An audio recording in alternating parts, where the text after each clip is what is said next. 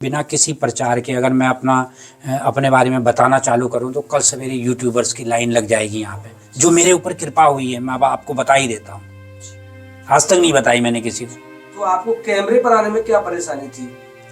क्यों नहीं, मैं काफी लोग आते हैं यूट्यूब वाले कि महाराज जी वो कर दो, हम ये कर देंगे। आप दिखा सकते हैं, जैसे प्रेमानंद जी भी दिखा रहे हैं, आदिम कल्याण कर रहे हैं संसार के समस्त जीवों का। नहीं कोई नहीं, मैं दिखाऊंगा जब आप आएंगे, बाद में सब अच्छे से होगा, बातचीत होगी।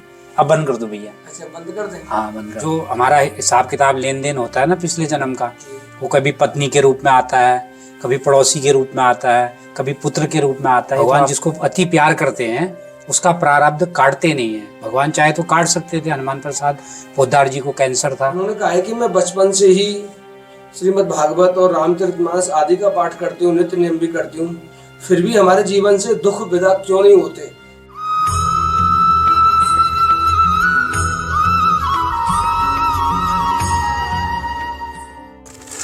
जय जय श्री राधे। आप सभी भक्तों के चरणों में दास का कोटि कोटि प्रणाम है। और आइए मैं पुनः आपको एक संत के पास लेके चलता हूँ। यहाँ जंगल है काफ़ी और यहाँ संत रहते हैं।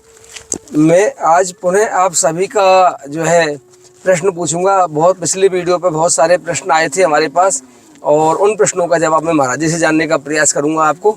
आइए, गैया भैया हमारे साथ चल रही है, इनको लग रहा है कुछ खाने का सामान है इसमें, तो ये लगातार ये हमारे साथ चल रही है इसमें। तो बहुत सारे प्रश्न आए हैं पिछले वीडियो में। मैं आप सभी के प्रश्न, जितने भी प्रश्न महाराज जी से पूछ सकता हूँ वो पूछने के बाद मैं आपको जवाब दूंगा। आइए मेरे साथ आप। यहाँ संत रहते हैं, आप देख रहे हैं। वैसे चारों तरफ घनघोर जंगल है, प्रभु दिखा दो, ये दूर दूर तक सन्नाटा है यहाँ पे और यहाँ संत रहते हैं। आइए और मैं आपको महाराज जी के पास लेके चलता हूँ। राधे राधे। राधे श्याम, राधे श्याम महाराज जी। महाराज जी मैं आ सकता हूँ? ब्रजेश, मेरा नाम ब्रजेश है महाराज, पहचान गए मुझे आप? राधे श्याम महाराज जी। महाराज थोड़ी सेवा लाया हूँ। ये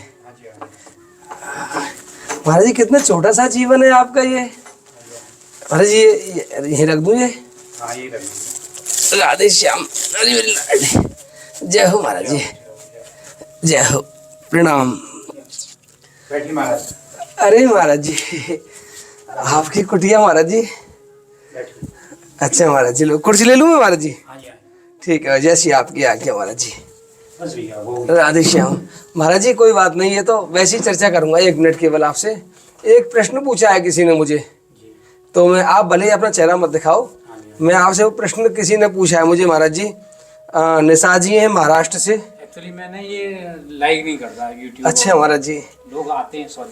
अच्छा, कोई बात नहीं महाराज, फिर भी थोड़ी सी कृपा कर दो। आपका चेहरा नहीं आ रहा है, आप पीछे हैं, केवल आपका वॉइस आएगा महाराज जी, केवल आपकी आवाज आ जाएगी इसमें बस। महाराज जी उन्होंने पूछा है, वैसे प्रश्न बड़ा साधारण है उनका और मेरे ख्याल से बहुत सारे लोगों का भी प्रश्न होगा ये। उन्होंने कहा है कि मैं बचपन से ही श्रीमद् भागवत और रामचरितमानस आदि का पाठ करती हूँ, नित्य नियम भी करती हूँ, फिर भी हमारे जीवन से दुख विदा क्यों नहीं होते? क्या हम ठीक से पूजा पाठ नहीं कर पा रहे? ये हमारा प्रारब्ध कठिन है। ये सब भैया जी प्रारब्ध का खेल है। अच्छा महाराज जी। जो प्रारब्ध होता है उसको भगवान अपने भक्तों का उसको काटते नहीं है जानबूझ के, ताकि उसको फिर दोबारा भोगने के लिए इस भूलोक पर दोबारा न आना पड़े। भगवान जिसको अति प्यार करते हैं उसका प्रारब्ध काटते नहीं है। भगवान चाहे तो काट सकते थे। हनुमान प्रसाद पोद्दार जी को कैंसर था, उनका कैंसर गया नहीं। रामकृष्ण परमहंस जी के बारे में सुना होगा आपने, उनको जो है उनको भी कैंसर था, जबकि उनकी माता काली से बात होती थी।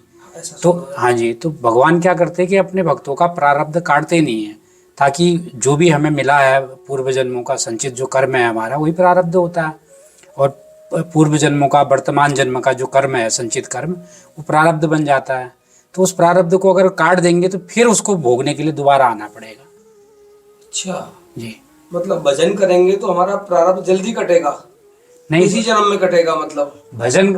भजन करेंगे तो भजन का के प्रभाव से प्रारब्ध जो है अपने आप कम होना होगा तो होगा, लेकिन भगवान का उसमें कोई लेना देना नहीं। भगवान कम नहीं करेंगे उसको प्रारब्ध में। हाँ जी। महाराज जी एक प्रश्न और पूछा है, भैया ने बड़ा विचित्र प्रश्न पूछा है इन्होंने भी मुझे। ये कोलकाता से हैं कोई, इन्होंने पूछा है कि मैं सुबह प्रतिदिन पंछियों को दाना पानी देता हूँ। उनका नियम होगा, पक्षियों के लिए वो दाना पानी डालते हैं। तो अगले दिन सुबह जब वो पानी देने जाते हैं पेड़ पौधों में, तो वहाँ बहुत सारी चींटियां उस जल में डूब के मर जाती हैं। जैसे पेड़ों में चींटियां लगी रहती हैं और वो उसमें पानी डाल देते हैं। अब वो पेड़ों को पानी ना दें तो इधर पेड़ मर जाएंगे, और पानी देते हैं तो उसमें चींटियां डूब जाती हैं। कृपया मेरा मार्गदर्शन करें, मैं बहुत बुरी स्थिति में हूँ, मुझे क्या करना चाहिए। ये गोपाल लाल जी श्रीवास्तव है कोई महाराज जी। ये तो देखो, इन्होंने तो चींटियों को बुलाया नहीं, इन्होंने तो अपने उसमें सिंचाई करी पेड़ को उगाने के लिए, तो अब इसमें वो हो गया तो इनका कोई दोष नहीं है। अच्छा जी, तो अपनी क्रिया करते रहे, वो अपनी क्रिया करते रहे हैं। अब आपने माना तालाब बनाया पक्षियों के पानी पीने के लिए, और उसमें कोई पक्षी आके डूब जाए तो आपका तो उसमें दोष नहीं है ना। सत्य कह रहे महाराज जी, हमने तो एक उद्देश्य अच्छा था। आपका तो उद्देश्य था कि पक्षी पानी पिए, परोपकार का उद्देश्य था कि उससे ठंडक रहे, वातावरण में नमी रहे, सिंचाई के लिए पानी मिले, पक्षियों को पानी मिले। उसमें कोई आकर के डूब जाएगा तो इसमें तो आपका दोष नहीं है ना। हमारा कोई अपराध नहीं है, आपका कोई अपराध। महाराज जी इन्होंने पूछा है एक और है ये, इन्होंने पूछा है कि मेरी पत्नी मुझे बहुत गालियां देती है जी। ये कोलकाता से है महाराज जी को। ये इन्होंने पूछा है मेरी पत्नी मुझे बहुत सारी गालियां देती है और मुझे घर से भी भगाने की, अर्जुन तिवारी ब्राह्मण परिवार से जी, और 4 बच्चे हैं, और मेरी पत्नी मुझे 24 घंटे गाली देती है। मैं चाहता हूं कि मैं राधा रानी के शरण में चले जाऊं। बच्चों को लेकर क्या करूं, इसका अपराध लग जाएगा मुझे। नहीं भैया, बस अब उनसे बोलिए 4 बच्चे हैं इनके बारे में। भजन कीजिए और ठाकुर जी का नाम जहाँ पर है वहाँ पर रह करके लीजिए। भगवान से प्रार्थना कीजिए कि मेरे घर में शांति हो। ये कुछ पूर्व जन्म का प्रारब्ध है, पूजा पाठ करने से। और ठाकुर जी जिस दिन मोहित हो जाएंगे, हो सकता है उनकी बुद्धि पलट जाए और सब ठीक ठाक हो जाए घर में। बच्चों की वजह से वो घर से नहीं निकल पा रहे, लेकिन पत्नी का स्वभाव थोड़ा क्रूर है। नहीं तो मुझे बात की थी महाराज जी, उनको बोलिए कि पूजा पाठ करते रहें। अच्छा, और नाम जप करते रहें, जो भी नाम उनको प्रिय लगता हो। और ठाकुर जी चाहेंगे तो एक दिन शांति आ जाएगी घर में। ये पूर्व जन्म का कोई प्रारब्ध है, वही जो हमारा हिसाब किताब लेन देन होता है ना पिछले जन्म का, वो कभी पत्नी के रूप में आता है, कभी पड़ोसी के रूप में आता है, कभी पुत्र के रूप में आता है। ये तो आपको पता ही होगा। महाराज जी एक डॉक्टर निर्मला सिंह है, इन्होंने बड़ा विचित्र सवाल पूछा है। ऐसा सवाल आज तक किसी ने नहीं पूछा मुझसे। डॉक्टर निर्मला जी है ये, इन्होंने पूछा है कि जब सभी देवता एक ही है, सब देवता एक ही जगह रहते हैं, मतलब सभी को एक ही माना गया कि भगवान एक ही है, तो ये अन्य लोग क्यों बनाए, ऊपर के अलग अलग लोग क्यों बना दिए हैं कि बैकुंठ लोक, शिवलोक, इंद्रलोक, ब्रह्मलोक, और सब देवता एक ही है, तो एक ही लोक में नहीं रह सकते थे, अलग अलग लोग क्यों बनाए गए इनके लिए? मृत्यु लोक, सुतल लोक, पताल लोक, अतल लोक, सुतल लोक, ऐसे लोगों की रचना क्यों की भगवान ने? सब कुछ एक ही है। तो ये बहुत भयंकर प्रश्न पूछा, और डॉक्टर है महाराज, इन्होंने लिखा है अपना नाम, ये डॉक्टर निर्मला सिंह जी जी जी। इन्होंने पूछा है महाराज जी। हमारे पिछले वीडियो में संत का वीडियो बनाया था हमने, तो उस वीडियो में उन्होंने पूछा है कि इतने सारे लोगों का क्या मतलब था, पूरा एक ही लोग बना लेते हैं। अब इस बारे में तो देखो काफी विस्तृत हो जाएगी चर्चा, शॉर्ट में तो अभी मैं क्या बताऊं। शॉर्ट में बता दें आप, जो आपको अच्छा लगे, हमें कोई दिक्कत नहीं है महाराज जी। ऐसा है कि जब सृष्टि की रचना हुई, तो सृष्टि की रचना जो है भगवान विष्णु के द्वारा हुई। भगवान विष्णु जो है इसके सृष्टि के निर्माता हैं, और भगवान भोलेनाथ सृष्टि के संहारक हैं, ठीक है। और ब्रह्मा जी सृष्टि के रचयिता हैं। तो सबको अपना अपना अलग अलग कार्य दिया गया, उसके हिसाब से ये लोक बने, उसका निर्माण हुआ। जैसे शिव जी का जो लोक है वो कैलाश लोक है। भगवान राम विष्णु के अवतार के रूप में आए तो अयोध्या में प्रकट हुए, तो उनका जो लोक था वो अलग लोक था। जब मथुरा में आए कृष्ण के रूप में, तो इनका अलग लोक गोलोक हो गया। तो इस तरह से मतलब उसकी रचनाएं हुई हैं। और कहने का मतलब ये नहीं है कि सभी एक हैं, मतलब वैसे तो आप मानो तो सारे लोग एक हैं, लेकिन सबका एक अलग अलग डिपार्टमेंट बांटा गया, नियम बनाया गया शास्त्रों के अनुसार। तो इस वजह से इसका वो हुआ, धर्म की स्थापना की वजह से। और डिफरेंट डिफरेंट टाइम में भगवान को डिफरेंट डिफरेंट टास्क करने पड़े थे। भाई जो जो काम वो राम अवतार में नहीं कर सकते थे वो उन्होंने कृष्ण अवतार में किया, जो जो काम कृष्ण अवतार में नहीं हो सकता था वो राम अवतार में किया। तो इसलिए वो विभिन्न रूपों में आए और हैं एक ही। सृष्टि में अपना एक खेल रचने के लिए, ये है तो सब विधाता का ही रचा हुआ ना। बिल्कुल। भूलोक, स्वर्गलोक, आकाश लोक। और अगर ये सब चीज़ों की उत्पत्ति नहीं करते और ये डिफरेंट चीज़ें नहीं बनाते, नवग्रह नहीं बनाते, सूर्य तारे नहीं बनाते, हमको आपके पेड़ पौधों को हमें कहाँ से विटामिन मिलता, हमें कैसे विटामिन मिलता, आप ये कह रहे हो कि ये अलग अलग लोग क्यों बनाए। अब अलग अलग ग्रह भी तो बनाए, ये भी तो भगवान के द्वारा बनाए गए हैं ना। तो हर एक का अपना अलग अलग काम है और मानो तो सब एक है। एक मेरा खुद का प्रश्न है महाराज जी, खुद का प्रश्न है, क्योंकि मैं संतों के पास विशेषकर मेरा समय व्यतीत होता है, जैसे आपके पास आ गया किसी बहाने से जी।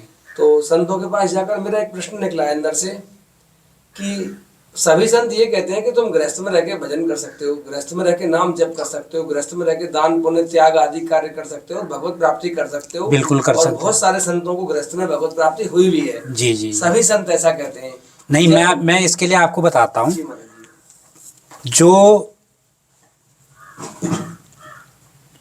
ये सप्तपुरियाँ जो हैं इनका अपना प्रभाव तो है ही है। अयोध्या, मथुरा, माया, काशी, कांची, अवंतिका, द्वारिकापुरी, ये जो है सप्तपुरियाँ हैं। इन सप्तपुरियों में सबसे ज़्यादा जो महत्व है वो ब्रजधाम, ब्रज 84 कोस का है। क्योंकि जब भगवान कृष्ण यहाँ पे आए थे तो वो इस टुकड़े को गोलोक से लेके आए थे। ये दिव्य भूमि है।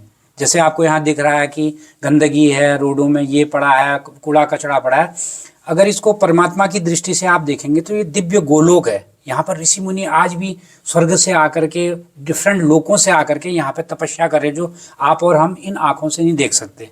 जैसे भगवान कृष्ण ने जब गीता का उपदेश दिया था तो अर्जुन जी को दिव्य दृष्टि दी थी।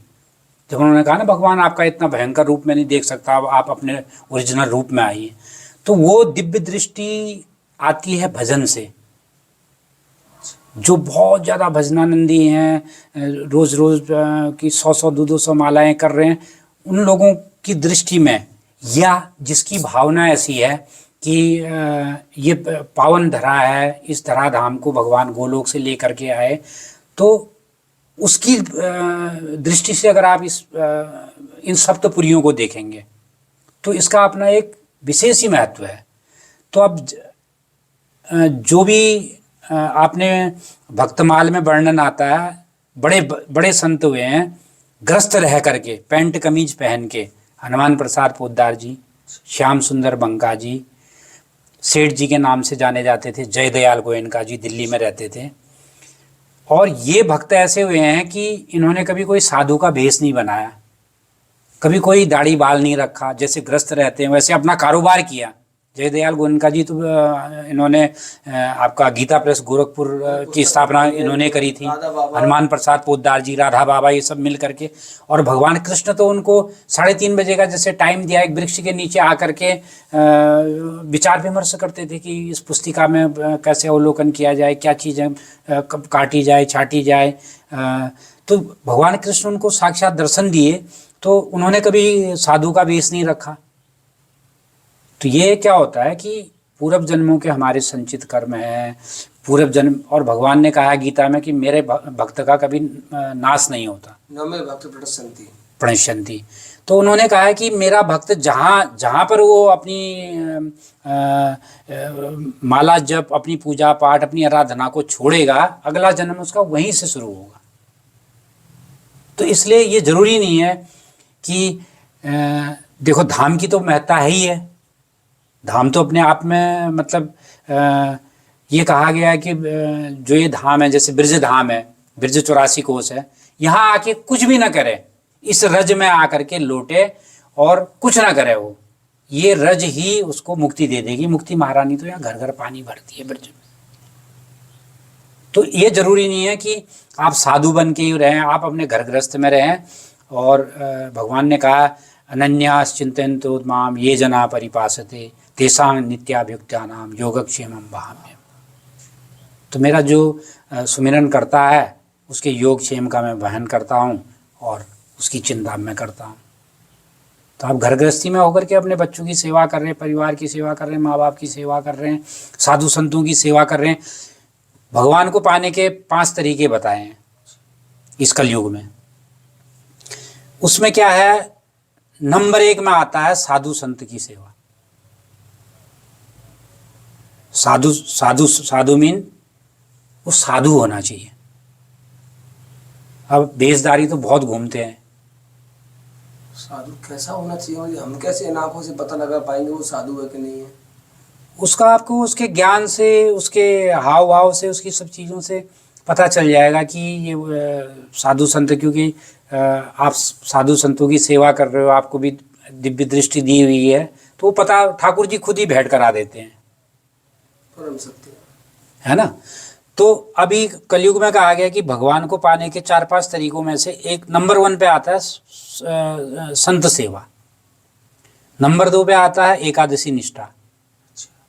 एकादशी का जो व्रत करता है, और एकादशी का व्रत भी निर्जला, लेकिन वो है उम्र के हिसाब से। अब कोई बूढ़ा आदमी है, उसको शुगर का पेशेंट है, किडनी का पेशेंट है, तो वो तो नहीं रख सकता निर्जला, तो भगवान उसको माफ़ करते हैं। वो भगवान के नाम पे फास्ट रख रहा है, जैसा भी रखे, फलाहार करे, भोजन करे, मतलब एकादशी निष्ठा दूसरा हो गया। तीसरा हो गया ब्रजवास।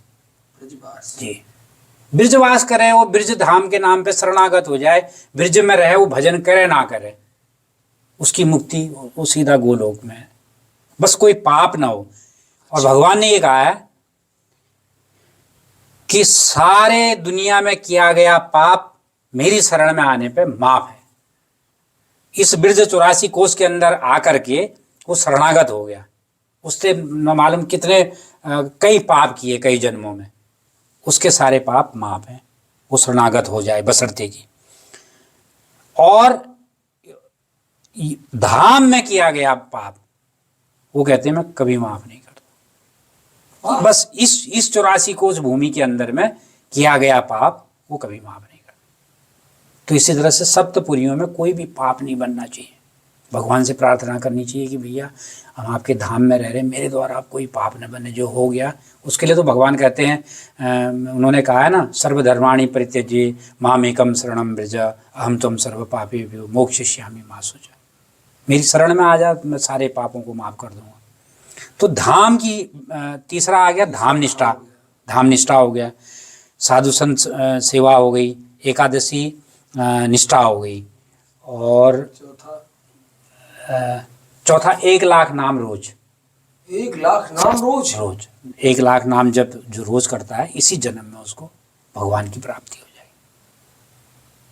1 लाख नाम में तो बहुत मुश्किल है महाराज जी। देखो 1 लाख नाम तो लोग तो 3-3 लाख नाम जपते हैं ना रोज का। कुछ काम तो करते नहीं होंगे महाराज जी वो, फिर गृहस्थ का संसार का? नहीं, जैसे आप वो कहा ना, अनन्यास चिंतयन्तो माम ये जना परिपासते, आप कुछ भी काम कर रहे हो। हनुमान प्रसाद पोद्दार जी तो 24 घंटे गीता प्रेस गोरखपुर के कामों में व्यस्त रहते थे, पर वो जब काम करते करते भी खो जाते थे। वो उनका चिंतन ही, अब आपका चिंतन, मैं आपसे बात कर रहा हूँ, मेरा नाम चल रहा है अंदर, तो एक स्थिति आपकी ऐसी आएगी कि, और ये भी बगैर भगवत कृपा के ये भी नहीं हो सकता। इसमें भी उन्होंने कहा है जब मैं कृपा करूंगा तो ही भक्त नाम जप कर पाएगा। बड़ा रहस्य है महाराज, ये तो बहुत समय चाहिए इसको। 1 लाख नाम जप महाराज जी? हाँ भाई, सांस सांस में तो नाम चलता है ना, तब संभव है चौथा उपाय। हाँ जी, ये 3-4 उपाय मैंने आपको मोटे मोटे बताए, तो इसी जन्म में भगवत प्राप्ति हो सकती है। 5वां और कोई सरल उपाय है ऐसा? ये इन चारों से बच के भूखा नहीं रह जाएगा। धाम में पाप से, चलो धाम का वास कर लें, पर यहाँ पाप से नहीं बच पाएगा। तो आप ब्रजवासी हैं क्या? हाँ महाराज, यहीं का जन्म है, पीढ़ियों से, बहुत पूर्व हाँ, काल तो से। आप, हाँ, चौथा ब्रजवास बताया ना, 5वां ब्रजवासी। ब्रजवासी की सेवा, ब्रजवासी। अब आप तो ब्रजवासी हैं, और ब्रजवासी जो है वैसे ही आप तो वैसे ही मुक्त है आप। बहुत अनादि पीढ़ियों से यहीं का जन्म। हाँ, तो अब आप लोगों को तो, आप भजन करो ना करो, आप तो ठाकुर जी आपके, आप ठाकुर जी के, आप पे तो वैसे ही कृपा है हमारा। महाराज जी एक अंतिम प्रश्न, बहुत छोटा सा प्रश्न, जी। 1 सेकंड का, आपका समय ज्यादा नहीं जी लूंगा जी मैं। कोई बात नहीं है। आप जो बता रहे हैं ना, उससे मेरे हृदय को परम शांति का संचार हो रहा है। ये मैं सत्य कहता हूँ, भले ही हमारा कैमरा चल रहा है, लेकिन हमारी और आपकी इस चर्चा को कोई कामी व्यक्ति, कोई लोभी व्यक्ति नहीं देखेगा। जो इसके इच्छुक है वही लोग देखते हैं, क्योंकि यूट्यूब का भी एक नियम होता है, जो जैसी वीडियो देखता है उसके बाद वैसी ही वीडियो जाती है। जी जी। इसलिए हमारी वीडियो को भक्त प्रवृत्ति के जी भी देखते हैं केवल।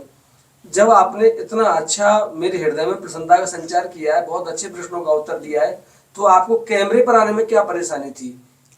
नहीं, मैं काफ़ी लोग आते हैं यूट्यूब वाले कि महाराज जी वो कर दो, हम ये कर देंगे, वो कर। मैंने यार देखो, मैं यहाँ आया ब्रिज में, मैं किसी को नहीं जानता था ठाकुर जी और राधा रानी के अलावा, ठीक है।